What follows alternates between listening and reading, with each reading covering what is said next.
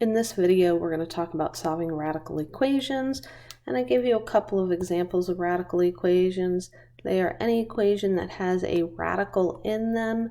So you notice that each of these has a radical on the left-hand side. Radicals can appear on both the left and the right-hand side.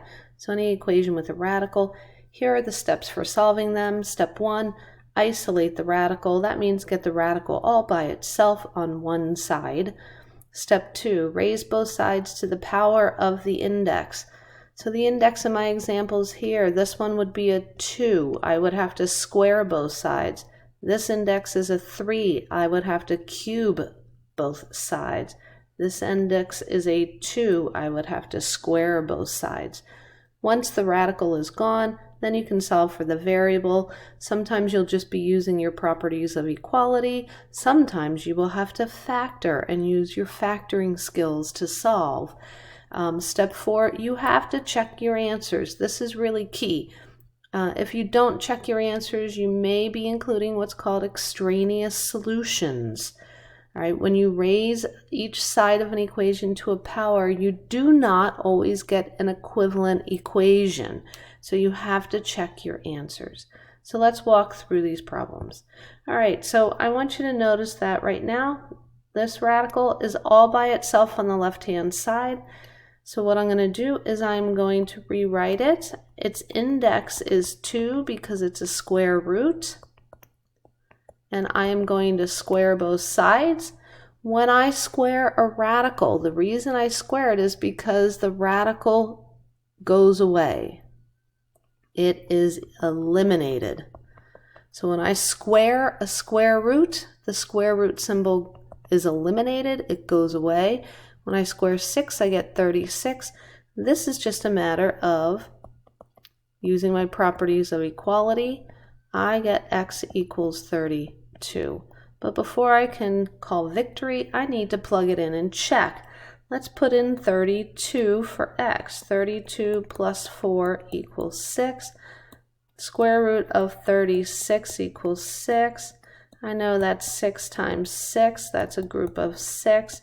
So I get 6 equals 6, and that checks out. So my answer works. So this next example is very close to number 3.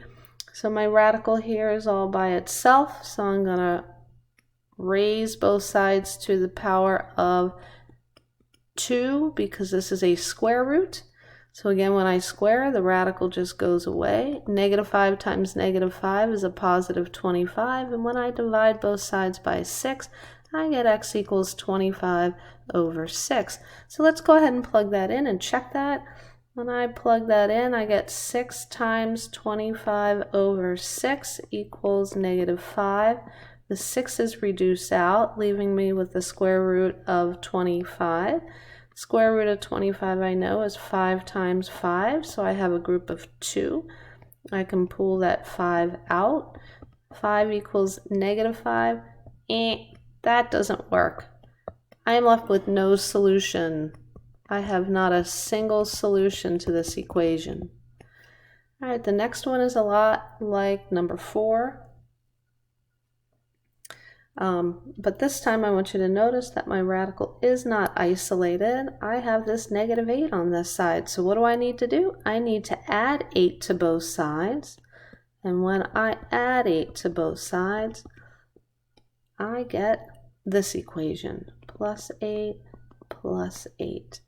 So now I'm ready to raise both sides to the appropriate power. This is a square root, so we'll square. So I get 3x plus 6 equals 64. So let's just go ahead and subtract this 6. I get 3x equals 58.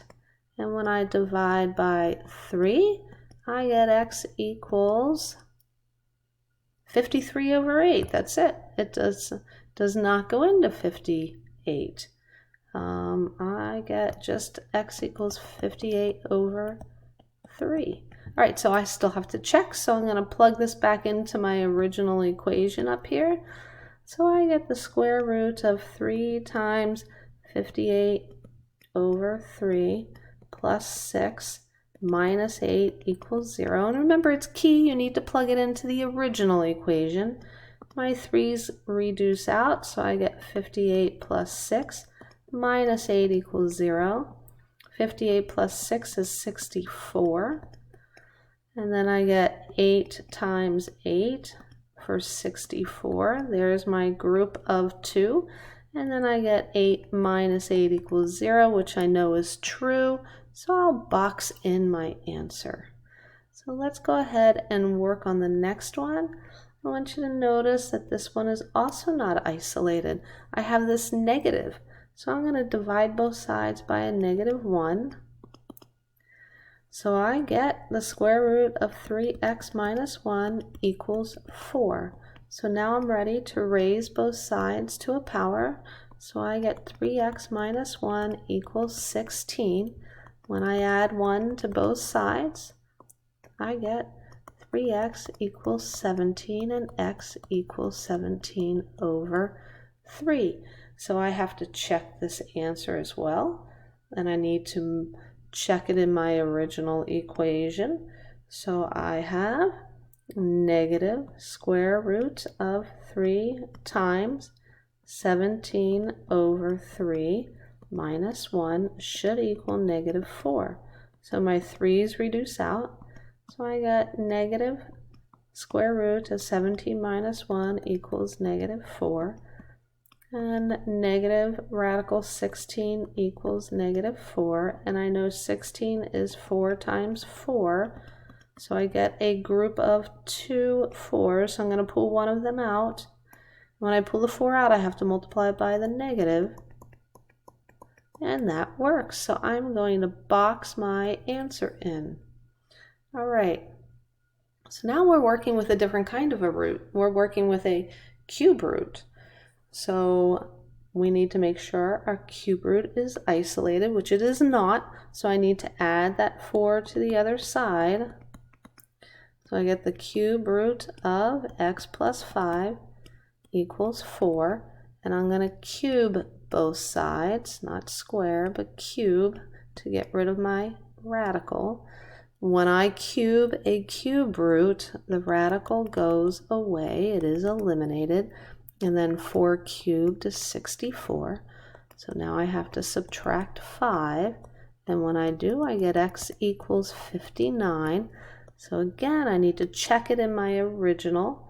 So let's write it with our value of x. 59 plus 5 minus 4 equals 0. I know that 59 plus 5 is 64 minus 4 equals 0. When I factor 64, I get 4 times 4 times 4. And then I have a group of 3 4s that I bring 1 out. And that is a true statement. So I'm going to box in my answer and I'm finished. All right, so this next example is a lot like numbers 7, 8, and 9.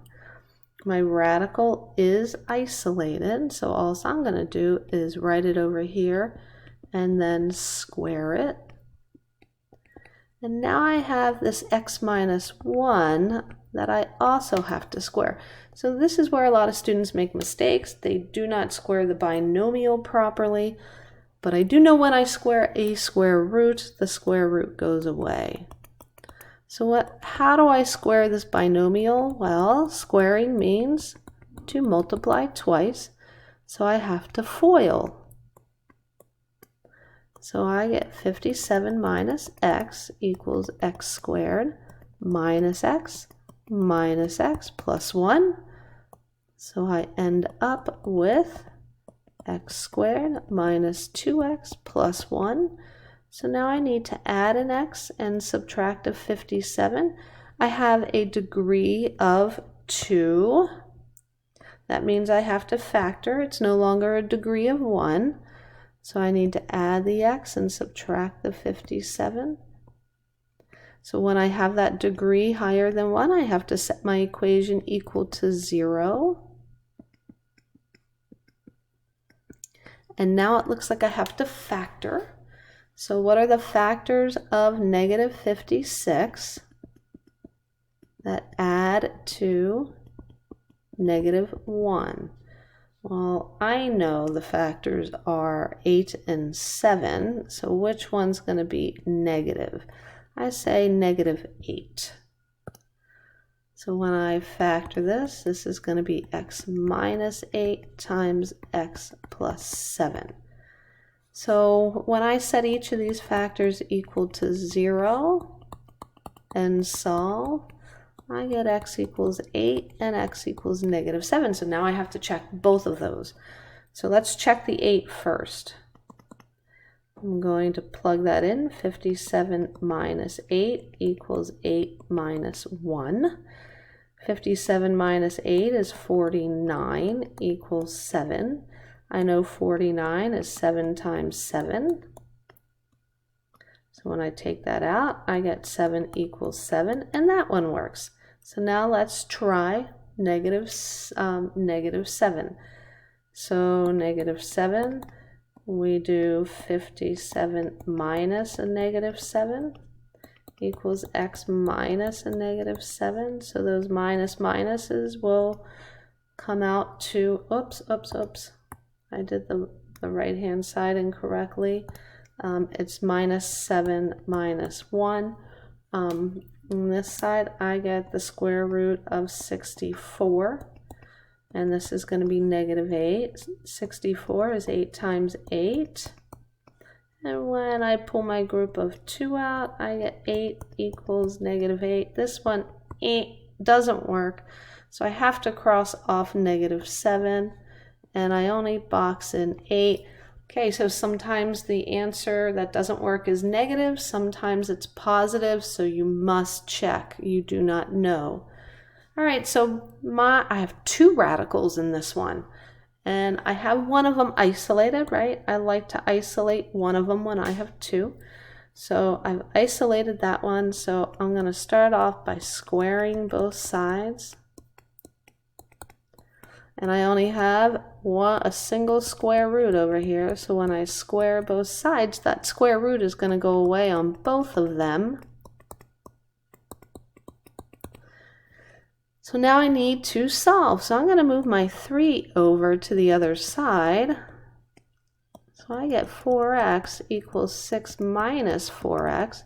Well, I need to have my x's on the same side. So I'm going to move my 4x over. I get 8x equals 6. And when I divide by 8 and simplify, I get 3/4. So let's go ahead and plug that in. Again, original equation, not anything you've made up. 4 times 3/4 minus 3 equals 3 minus 4 times 3/4. So my 4's are going to reduce out, so I get 3 minus 3 equals, my 4's reduce out again, so I get 3 minus 3. That's definitely going to be equal because it's the same thing on both sides, so that is a good answer. All right, so your worksheet should be done exactly like this. Check all of your answers.